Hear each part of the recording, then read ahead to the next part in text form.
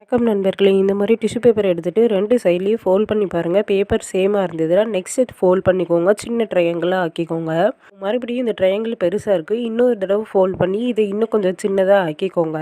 இப்போ இந்த ட்ரையாங்கிள் ஷேப்பில் அப்படியே வச்சுட்டு லீஃபை ட்ரா பண்ணிவிட்டு அதை அப்படியே சிசர் யூஸ் பண்ணிவிட்டு கட் பண்ணி எடுத்துக்கோங்க.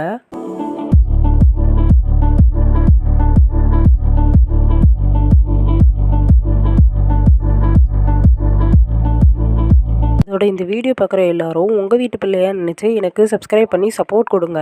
இப்போ சீசர் யூஸ் பண்ணிவிட்டு நம்ம 2 சைடு அதை கட் பண்ணி இந்த லீவ் ஷேப்பில் கட் பண்ணி எடுத்துக்கோங்க. இப்போ கட் பண்ணி எடுத்ததை ஓப்பன் பண்ணி பாருங்கள், நம்மளுக்கு ஃப்ளார் கிடச்சிரும்.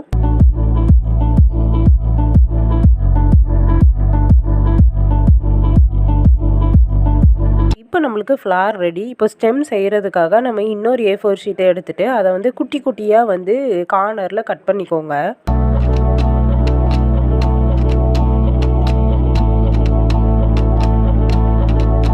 இதை அப்படியே ரோல் பண்ணுங்கள். ரோல் பண்ணிவிட்டு எண்ட்லையும் கம் போட்டு பேஸ்ட் பண்ணிக்கோங்க. பேஸ்ட் பண்ணதுக்கப்புறம் இந்த ஸ்டெம்பில் ஆல்ரெடி குட்டி குட்டியாக கட் பண்ணியிருந்தோம்ல, அதை அப்படியே விரிச்சு விட்டிங்கன்னா இதை பார்க்குறதுக்கு இன்னொரு ஃப்ளார் மாதிரியே இருக்கும். ஸோ ஆனால் இது இன்னும் நம்ம கம் போட்டுட்டு இப்போ ஆல்ரெடி செஞ்சுருந்தோம் தான் அது ஃப்ளாரு, அப்படியே வச்சு பேஸ்ட் பண்ணிக்கோங்க.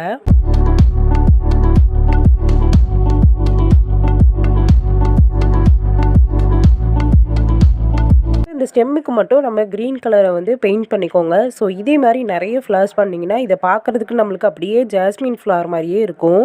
இப்போ நம்மளோட அழகான ஜாஸ்மின் ஃப்ளவர் இந்த வீடியோ பிடிச்சிருந்தா லைக் பண்ணிக்கோங்க. தேங்க்யூ.